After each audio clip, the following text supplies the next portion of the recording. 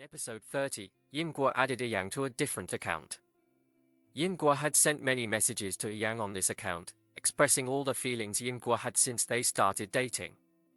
Yiyang happily reads through all these messages. In the last message, Yingguo writes, "You know, I love you so much." Just then, Yingguo appears from behind. Yiyang asks, "Where were you?"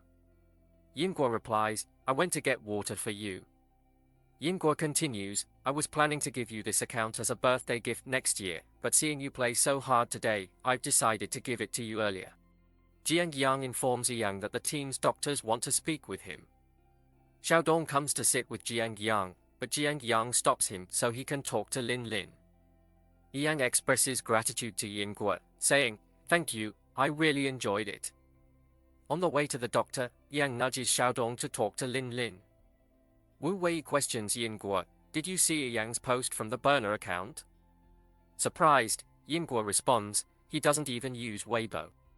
Wu Wei shows Yingguo his phone, revealing that Yiyang's Weibo account only has Yingguo's videos and pictures.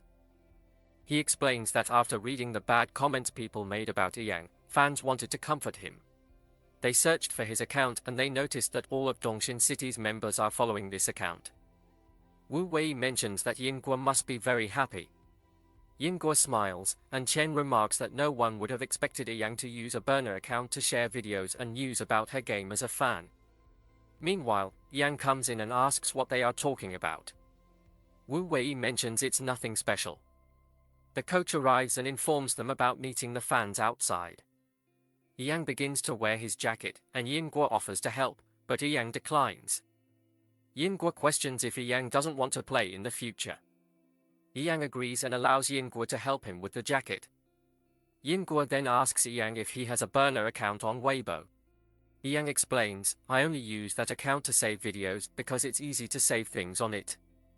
I didn't mention it before because it's not a big deal." Yingguo responds, "I never expected you to save my videos." Yiyang says, "When I can't meet you, I feel happy watching your videos." Later, as they step outside, a crowd of fans eagerly awaits them. When Yingguo gets on the bus, she sees that Yiyang is surrounded by many fans who are asking for his autograph. She feels proud seeing him in that moment, and Yiyang smiles back at her. Now, these people are going for a picnic to have fun. Yingguo sees a rainbow and asks Yiyang, "Where did you find such a nice place?" Yiyang says, "I found this place for you." Wen Song instructs everyone to pose for a photo. After reaching the resort, Yiyang is drying Yingguo's hair. Yingguo says, "Thank you for giving me this gift after the competition." Yiyang responds, "It's our first time representing our country together, so it's worth celebrating." Yingguo expresses, "It truly deserves to be celebrated." Yiyang kisses Yingguo. Later, Yingguo orders juice, but finds it too sweet, so Yiyang tells her to order a new one. Yingguo says she doesn't want to waste it, so Yiyang says he'll drink it. Chen remarks to Yiyang, "In childhood, you never let anyone touch your things. Was it all an act? Now you're even sharing drinks with your girlfriend." Yingguo recalls, "You always used to eat the food that I didn't like." Yiyang questions, "What's the problem with that?" Yingguo starts laughing at this. At the same time, fireworks begin to light up the sky. Yiyang and Yingguo go to watch them. Yingguo exclaims, "These fireworks are incredibly beautiful." They stand there for a while, both enjoying the mesmerizing display. Yiyang suggests, "You should go now. Your friends have arrived." Yingguo agrees but asks Yiyang to promise not to drink too much. Yiyang assures, "Don't worry, I won't drink too much today." Later, Yiyang arrives and gives Yiyang a guitar. Wu Wei signals Xing Yi to come over. Yiyang goes to Yingguo with the guitar. Yingguo is surprised and says, "I thought you couldn't play the guitar." Yiyang explains, "He learned from me in just 70 days. Yingguo is amazed. Yiyang sings a song for Yingguo, and they reminisce about their time together. After the song, Yingguo applauds. Yiyang tells Yingguo that there is a movie called The Truman Show, in which the main character, Truman, lives in a fake world. Everyone knows that his world is fake except for him. Then one day, a girl comes into his world and tells him the truth that his world is fake. Upon hearing this, Yingguo becomes emotional. Yiyang says, I created a wrong world for myself in the last 10 years. It looked good, but I didn't want it. Yiyang also becomes emotional while saying this. Yiyang thanks Yingguo. Yingguo says she didn't do anything. Yiyang says, you've given me so much. I've watched every game of yours more than once. You're the reason I found the strength to come back to the real world. When you won the game, you walked halfway across the stadium just to reach out and hold my hand. Yingguo laughs at this. Yiyang adds, that day, you didn't only share your joy with me, but you gave me a love for sports and the pride that one feels after becoming the king of the game. These were things I had forgotten.